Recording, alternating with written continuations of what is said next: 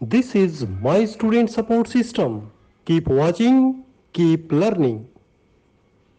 आज हम जानेंगे हेल्थ केयर क्या है, ठीक है ना। स्वास्थ्य देखभाल या स्वास्थ्य सेवा, ठीक है। और स्वास्थ्य सेवा में सबसे इम्पोर्टेंट जो कम्युनिटी में आता है वो होता है प्राइमरी हेल्थ केयर। ओके, वैसे तो आप लोगों को पता ही होगा कि हेल्थ केयर कितने टाइप की होती है। थ्री, ठीक है ना। Primary health care, secondary health care और टर्शरी हेल्थ केयर, ठीक है। कम्युनिटी में हम कंसर्न होते हैं प्राइमरी हेल्थ केयर से, ठीक है। और जो सेकेंडरी और टर्शरी हेल्थ केयर है वो हॉस्पिटल से संबंधित केयर होती है, ठीक है। जो बेसिकली जीएनएम और जो बीएससी नर्सिंग करते हैं वो सर्विसेज वहाँ देते हैं, सेकेंडरी वाली और टर्शरी वाली, जिसमें हॉस्पिटल में एडमिट होता है पेशेंट। प्राइमरी हेल्थ केयर एक बेसिक हेल्थ केयर है जो कम्युनिटी में भी दी जा सकती है। तो हमारे लेवल पे जब हम कम्युनिटी हेल्थ सर्विस पढ़ते हैं तो उसमें प्राइमरी हेल्थ केयर पर ही ज़्यादा जोर दिया जाता है, ठीक है। इसलिए हम प्राइमरी हेल्थ केयर ही हमारे सब्जेक्ट में है, सेकेंडरी और टर्शरी अभी कम्युनिटी हेल्थ के सब्जेक्ट में नहीं आता है, ठीक है। तो प्राइमरी हेल्थ केयर क्या है उसके बारे में हम डिटेल में आज स्टडी करेंगे। और ये काफ़ी इम्पोर्टेंट टॉपिक है, कम्युनिटी के लिए बार बार एग्जाम में आता है, ठीक है। तो what is primary health care, क्या है प्राइमरी हेल्थ केयर? एक न्यू अप्रोच है जिसका जन्म या एग्जिस्टेंस 1978 में हुआ, ठीक है। अब क्वेश्चन ये आता है कि 1978 से पहले क्या केयर नहीं थी कम्युनिटी की? थी। अलग अलग शहरों में, अलग अलग कंट्रीज में प्राइमरी हेल्थ केयर दी जाती थी, बट उसका नाम कुछ और था। हर जगह अलग अलग नामों से पुकारा जाता था। जैसे कुछ जगह बेसिक हेल्थ केयर कह देते थे, कुछ जगह फर्स्ट कॉन्टैक्ट केयर कह देते थे, ठीक है। बट 1978 में WHO की एक कॉन्फ्रेंस हुई आल्मा आटा में। आल्मा आटा इज ए प्लेस, कहाँ पर है? यूएस में है, USSR में है, रशिया में। तो वहाँ पर एक कॉन्फ्रेंस हुई, तो उसमें ये डिसाइड किया गया सभी देशों के द्वारा कि केयर तो सब लोग दे ही रहे हैं, तो उसको एक नाम दे दिया जाए। और उसको उस कॉन्फ्रेंस में ये कहा गया कि जो बेसिक केयर, जो प्राइमरी केयर हम देंगे उसका एक ही नाम होगा सब पूरे वर्ल्ड में, और उसके कुछ क्राइटेरिया होंगे। उन्हीं क्राइटेरिया पे बेस्ड वो सर्विस दी जाएगी और उसको हम क्या कहेंगे? प्राइमरी हेल्थ केयर कहेंगे, ठीक है। तो इस कॉन्फ्रेंस में उसको डिफाइन किया गया, एक डेफिनेशन दी गई। अच्छा, इस डेफिनेशन को बार बार एग्जाम में पूछा जाता है, डेफिनेशन ही पूछते हैं, क्योंकि इसकी डेफिनेशन जो है वो इस टाइप की है कि उसमें सब कुछ आ जाता है इस केयर के बारे में, ठीक है। तो वो 1 नंबर की या कई बार 2 नंबर की आपसे परिभाषा पूछ लेते हैं, ठीक है। तो इस डेफिनेशन को अगर हम याद कर लेते हैं तो बहुत सारी चीज़ें इसी में से निकल के आएगी जो आगे क्वेश्चन बनेंगे, ठीक है। और एज इट इज इसको याद करना है। हेल्थ वाली जो डेफिनेशन आपने याद की थी वो केवल 1 लाइन की है। ये वाली प्राइमरी हेल्थ केयर की जो डेफिनेशन है वो कई लाइनों की है, और पर याद आपको करना है, ठीक है। तो डेली आप इसको एक बार पढ़ लें तो आपको ये याद हो जाएगी एग्ज़ाम तक तो कम से कम, ठीक है। तो क्या है ये पूरी जो आपको स्लाइड पे दिखाई दे रही है, ये पूरी एक ही लाइन है, इसमें कोमाज वगैरह हैं, कहीं भी फुल स्टॉप नहीं है, ठीक है। बट इसको आप ध्यान से देखेंगे तो पूरा इसका जो कॉन्सेप्ट है वो आपको समझ में आ जाएगा, ठीक है। सर, जो प्रीवियस स्लाइड थी कहाँ से स्टार्ट करना? नहीं, वो तो जस्ट वैसे ही एक बताया गया है कि प्राइमरी हेल्थ केयर क्या था, इसकी हिस्ट्री बताई गई है जो मैंने आपको अभी बताई। डेफिनेशन यहीं से शुरू होगी, इन्वर्टेड कोमा में जैसे लिखा हुआ है कि primary health care is defined as essential health care, मतलब एक आवश्यक हेल्थ केयर है जो सबको मिलनी चाहिए, based on practical, scientifically sound and socially acceptable methods and technology. कि वो जो केयर है वो किसके ऊपर बेस्ड होनी चाहिए? वो बेस्ड होनी चाहिए साइंटिफिकली साउंड और सोशली एक्सेप्टेबल मेथड्स, यानी ऐसे तरीके हों जो सारा समाज उसको एक्सेप्ट करे, लोकल लेवल पे, गाँवों में भी, बट वो बेस्ड हो साइंटिफिकली प्रिंसिपल्स पर और प्रैक्टिकल हो, ऐसे नहीं कि उसको अप्लाई भी नहीं किया जा सके। And made universally accessible to the individual, families and community, और उसको इतना इजीली अवेलेबल बनाया जाए कि सब लोग उसको असेस कर सके, पहुंच सके वहाँ तक, हर गांव के लास्ट तबके तक वो सर्विस पहुंच सके, ऐसी वो होनी चाहिए। और क्या होना चाहिए, कम्युनिटी तक जाए थ्रू देयर फुल पार्टिसिपेशन, मतलब उसमें कम्युनिटी का भी रोल हो, पार्टिसिपेशन हो उसकी प्लानिंग में, केयर में, ठीक है। और क्या हो, and at a cost that the community and country can afford and maintain at every stage of their development, यानी उसका जो खर्चा हो वो उतना ही हो जितना हर देश, गरीब से गरीब देश उसको हमेशा अफोर्ड कर सके, ठीक है। ज़्यादा महंगी सर्विस उस लेवल पे ना हो प्राइमरी केयर पे, in the spirit of self resilience and self determination, मतलब वो सेल्फ रिलायंस में हो, यानी कहीं से बाहर से हेल्प ना लेनी पड़े और एक डिटर्मिनेशन से कंटिन्यूअस उस केयर दी जा सके, तो उस केयर को हम प्राइमरी हेल्थ केयर कहेंगे, ठीक है। तो पूरे वर्ल्ड ने इसको एक्सेप्ट किया हर देश में, और उसको प्राइमरी हेल्थ केयर के नाम से सभी जगह उस 1978 के बाद जाना जाने लगा।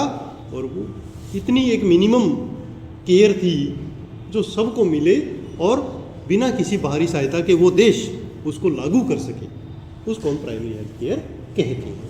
इंडिया में भी इसको एज इट इज़ एक्सेप्ट किया गया और ये डिसाइड किया गया कि जो हमारे सब सेंटर्स हैं, हमारे जो प्राइमरी हेल्थ सेंटर्स हैं और कम्युनिटी हेल्थ सेंटर्स हैं, उनके माध्यम से गांवों में और डिस्पेंसरीज के माध्यम से शहरों में एटलीस्ट हम प्राइमरी हेल्थ केयर प्रोवाइड करवाएंगे, ठीक है। अब क्वेश्चन आता है कि what are the elements and components of primary health care, ठीक है ना, क्या सर्विसेज हम प्राइमरी हेल्थ केयर के माध्यम से देंगे। तो ये क्वेश्चन 5 नंबर का कम से कम आता है और 2 टाइप से बन सकता है। कैसे, जैसे मैंने आपको यहाँ बताया है कि एक क्वेश्चन बनेगा कि right the elements of primary health care, और दूसरा क्वेश्चन बन सकता है right the components of primary health care. चाहे किसी नाम से आए, आंसर सेम होगा। हिंदी में बनेगा कि प्राथमिक स्वास्थ्य सेवा के घटक बताइए, तो भी यही आंसर बनेगा, है ना। और अगर और घुमा के पूछ लें कि what are the services which are provided under primary health care, तो भी यही आंसर बनेगा, ठीक है ना। वही सर्विसेज जो हम प्राइमरी हेल्थ केयर के अंदर देते हैं, यानी उतना तो देना ही देना है, ज़्यादा दें तो अलग बात है। तो ये मिनिमम केयर जो हम देंगे वो इसके घटक होंगे, ठीक है। तो ये 8 हैं, इनको अपन पॉइंट वाइज याद रखेंगे, इसमें कोई हेडिंग वगैरह नहीं है, बट बेनिफिट ये है कि अपन इसको आगे पीछे कैसे भी लिख सकते हैं, ठीक है। और ये वही सर्विसेज हैं जो आप दे रहे हैं, चाहे कोई सब सेंटर पे काम कर रहा हो, चाहे कोई प्राइमरी हेल्थ सेंटर पे काम कर रहा हो, बट कम्युनिटी में जब हम प्राइमरी हेल्थ सर्विसेज दे रहे हैं तो ये इतनी सर्विस सभी लोग देते हैं, और ये कितनी है, 8। तो जब ये क्वेश्चन आए तो आपके दिमाग में आना चाहिए कि मेरे को कम से कम 8 पॉइंट तो लिखने ही लिखने हैं, ठीक है। तो सबसे पहला पॉइंट क्या है प्राइमरी हेल्थ केयर का, सबसे पहला पॉइंट है कि health education concerning prevailing health problems and methods of preventing and controlling them. तो सबसे बड़ा घटक प्राइमरी हेल्थ केयर का यही है हेल्थ एजुकेशन, कि हमें हेल्थ एजुकेशन को सबसे बड़ा बनाना है और इफ़ेक्टिव बनाना है, ताकि हम कम्युनिटी की जो सर्विसेज हैं वो बेटर दे सकें। किसके बारे में हेल्थ एजुकेशन देनी है वो भी इसी में साथ में बता दिया कि जो भी हेल्थ प्रॉब्लम कम्युनिटी में आती हैं उनके बारे में जानकारी देना और उनको प्रिवेंट करने के बारे में जानकारी देना, तो उससे हमारा आधा काम पूरा हो जाएगा। क्योंकि लोग अगर अवेयर होंगे तो बीमारियां उन तक पहुंचेंगी नहीं, वो बीमारियों से बच पाएंगे और हमारा जो ट्रीट करने का जो खर्चा है वो बच जाएगा, ठीक है। तो प्राइमरी हेल्थ केयर में सबसे बड़ा जो रोल है वो किसका है, हेल्थ एजुकेशन का। तो ये इसका पहला घटक है या कंपोनेंट है। दूसरा क्या है, promotion of food supply and proper nutrition. दूसरा घटक है कि फूड सप्लाई और न्यूट्रिशन जो है वो अच्छा होना चाहिए कम्युनिटी का, ठीक है। तो हम वैसे डायरेक्ट इसमें कंसर्न नहीं है, क्योंकि हम कोई न्यूट्रिशन नहीं है या हमारे पास कोई फूड नहीं है जो हम उसको देंगे। बट प्राइमरी हेल्थ केयर में हमें क्या करना है, एंश्योर करना है, we should ensure that the community people are taking balanced diet, okay. और उसके लिए ज़रूरी नहीं है कि बहुत महंगी महंगी डाइट लो, जो भी लोकल अवेलेबल फूड है उसी से ही हमें ये उनको सिखाना है कि कैसे आप बैलेंस डाइट ले सकते हैं। और बैलेंस डाइट में हमें ध्यान ये देना है कि कम से कम उसको कुछ कार्बोहाइड्रेट, कुछ प्रोटीन, कुछ फैट, कुछ विटामिन्स, मिनरल्स सब कुछ मिले। ऐसा नहीं कि वो एक ही एक टाइप का खाना खाए जा रहे हैं, उसमें कार्बोहाइड्रेट ही कार्बोहाइड्रेट ले रहे हैं या फैट ही फैट ले रहे हैं, ऐसा नहीं होना चाहिए, है ना। तो वो हम उसको हेल्थ एजुकेशन के द्वारा समझा सकते हैं कि न्यूट्रिशन आपका प्रॉपर तभी होगा जब आप बैलेंस डाइट लेंगे, ठीक है। तो दूसरा कंपोनेंट हमारा क्या हो गया, better nutrition the community people should have, ठीक है। तीसरा क्या करना है, N adequate supply of safe water and basic sanitation, ठीक है। अब सैनिटेशन का काम और पानी सप्लाई का काम भी वैसे हमारा नहीं है, बट उसको प्राइमरी हेल्थ केयर में डाला गया है कि आपको ये इंश्योर करना है कि आपकी कम्युनिटी के लोगों को जो पानी सप्लाई हो रहा है वो बेटर हो, ठीक है, और सैनिटेशन की फैसिलिटीज़ हों।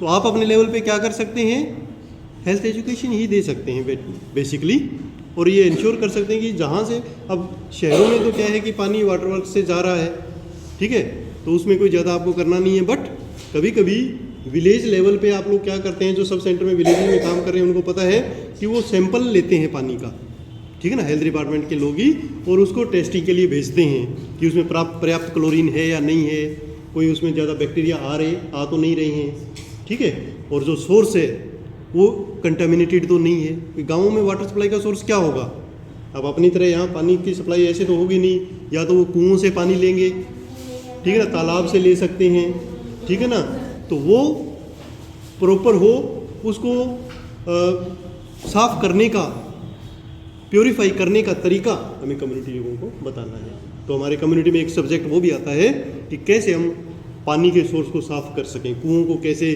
कंटामिनेशन से बचा सकें, ठीक है ना, तो वो हमें इंश्योर करना होगा, ठीक है, कि वो पानी जो ले रही है जनता वो साफ़ सुथरा हो, उसमें कम से कम बीमारी प्रोड्यूस करने वाले हार्मफुल पैथोजेंस ना हो, ठीक है। तो उसके लिए समय समय पे कुओं का क्लोरीनेशन करना, उसमें दवाइयाँ डालना, ये भी हम लोग हेल्थ डिपार्टमेंट का ही काम होता है, ओके। तीसरा हो गया हमारा पानी की सप्लाई, और बेटर सैनिटेशन हो। सैनिटेशन में आने अगेन वो पॉइंट आ जाता है कि ओपन डेफिकेशन कम से कम हो, जगह जगह गंदगी ना फैले, पानी का कलेक्शन ना हो, ताकि जो ये मच्छर वगैरह वो ना पनपे, ठीक है ना, उससे भी काफ़ी बीमारियों से हम बच पाएंगे, ठीक है।